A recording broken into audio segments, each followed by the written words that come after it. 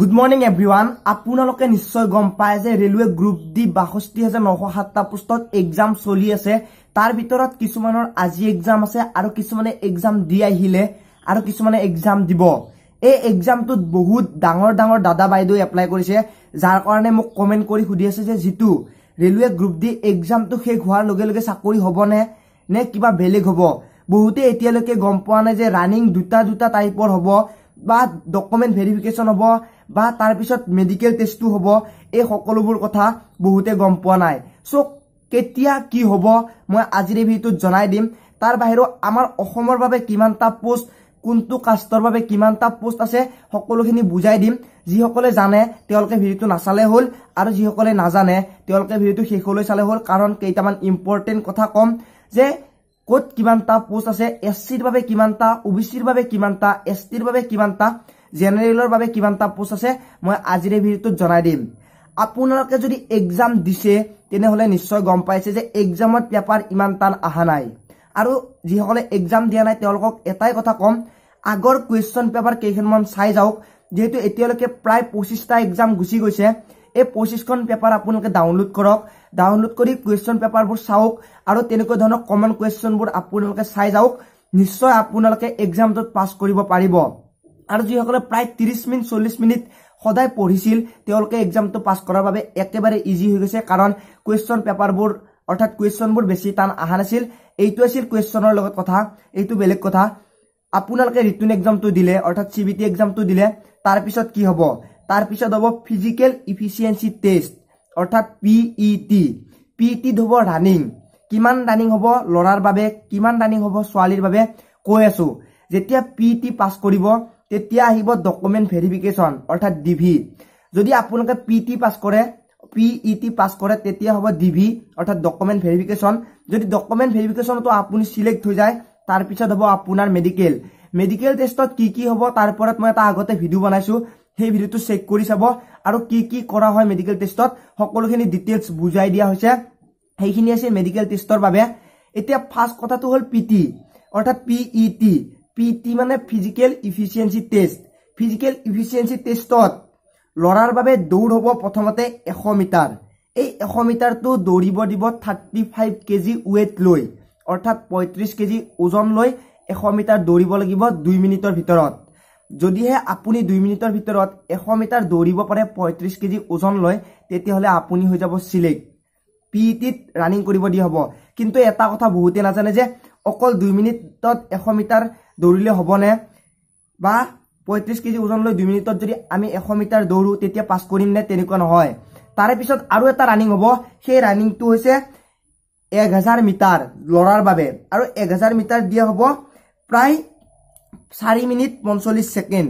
4 minute 45 ছেকেণ্ডৰ ভিতৰত আপুনি 1000 মিটাৰ মাৰিব লাগিব যদি লৰা হয়। তাৰ পিছত আহিল ছোৱালীক দৌৰিব দিয়া হ'ব 100 মিটাৰ 2 মিনিটৰ ভিতৰত 20 কেজি ওয়েট লৈ। 20 কেজি ওজন লৈ 100 মিটাৰ ৰানিং কৰিব লাগিব ছোৱালীয়ে। আৰু যদি তাত সিলেক্ট হৈ যায় তেতিয়াও পাছ কৰিব। তাৰ পিছত ৰানিং কৰিব লাগিব 1000 মিটাৰ। লৰাৰ বাবে 1000 মিটাৰ, ছোৱালীৰ বাবে 1000 মিটাৰ, কিন্তু টাইমটো অলপ বেলেগ। লৰাৰ বাবে দিয়া আছে 4 মিনিট 15 ছেকেণ্ড আৰু ছোৱালীৰ বাবে দিয়া আছে 5 মিনিট 40 ছেকেণ্ড।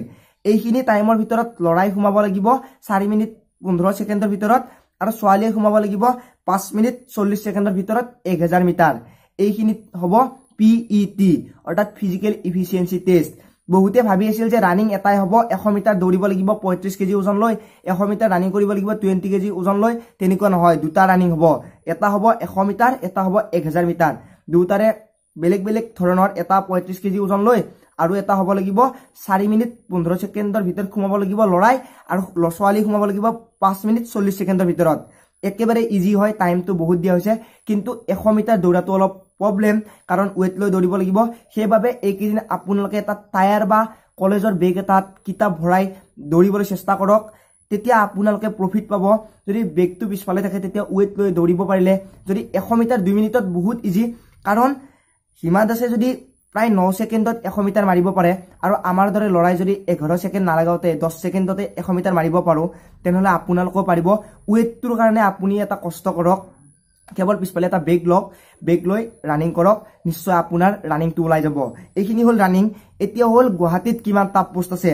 গুৱাহাটীত টোটেল পোষ্ট আছে 2577 অৰ্থাৎ 2577টা এইখিনি হল গুৱাহাটীৰ বাবে পোষ্ট এতিয়া আহিল জেনাৰেলত কিমান পোষ্ট আছে জেনাৰেলত টোটেল পোষ্ট আছে 1304টা জেনাৰেল মানে কি কেৱল জেনাৰেল কাষ্টৰ বাবে নহয় যদি আপুনি বেছি ভাল নম্বৰ পায় যদি আপুনি সিলেক্ট হয় বেছি মেৰিট থকাকে সিলেক্ট হয় তেনেহলে আপুনি পাব জেনাৰেলত টোটেল পোষ্ট আছে 1304 1304টা পোষ্ট আছে জেনাৰেলৰ বাবে তাৰ পিছত আহিল ওবিসিৰ বাবেও বহুত পোষ্ট আছে 697 696টা পোষ্ট আছে জেনাৰেলৰ বাবে তাৰ পিছত আহিল এসচিৰ বাবে আছে 384 অৰ্থাৎ 384টা পোষ্ট আছে এসচিৰ বাবে তাৰ পিছত আহিল এসটিৰ বাবে অলপ কম পোষ্ট আছে তথাপিও যেহেতু জেনাৰেলত বেছি পোষ্ট দিয়া হৈছে সো তালৈ আপোনালোকে যাব পাৰিব যদি ভাল নম্বৰ পায় টোটেল পোষ্ট আছে 193 অৰ্থাৎ 193টা পোষ্ট আছে এসটিৰ বাবে এইখিনি হল টোটেল পোষ্ট আৰু কাষ্ট অনুযায়ী পোষ্ট আপুনি যদি আৰু কিবা ধৰণৰ কোৱেশ্চন কৰিব আছে তেনেহলে কমেন্টত জনাব যদি ভিডিওটো ভাল লাগা নাই ডিসলাইক কৰিব যদি একেবাৰে ভাল লাগা নাই গালি পাৰিব আৰু যদি ভিডিওটো ভাল লাগিছে নিজৰ দাদা বাইদেউক শেয়াৰ কৰি দিয়ক কাৰণ আমাৰ বহুত দাদা বাইদেউ আছে যে কম্পিউটাৰ ল্যাপটপৰ বিষয়ে নাজানে আৰু তেওঁলোকে এক্সাম দিছে কি হ'ব সেইটো নাজানে সো তেওঁলোকক শেয়াৰ কৰি দিয়ক আৰু যেহেতু মোৰ এটা সেকেন্ড চেনেল আছে ডেসক্ৰিপচনত লিংক দিয়া থাকিব সেইটো চেনেলটো সাবস্ক্ৰাইব কৰিব নাপাহৰিব কাৰণ সেইটোত মই নতুন ব্লগ ভিডিও দিবলৈ চেষ্টা কৰো আজি ভিডিওত এইখিনিয়ে যদি ভিডিওটো ভাল লাগিছে তেনেহলে লাইক শেয়াৰ কৰিব নাপাহৰিব আজিলৈ মানে পুনৰ লগ পোৱাৰ আশাৰে মই জয় আই অসম।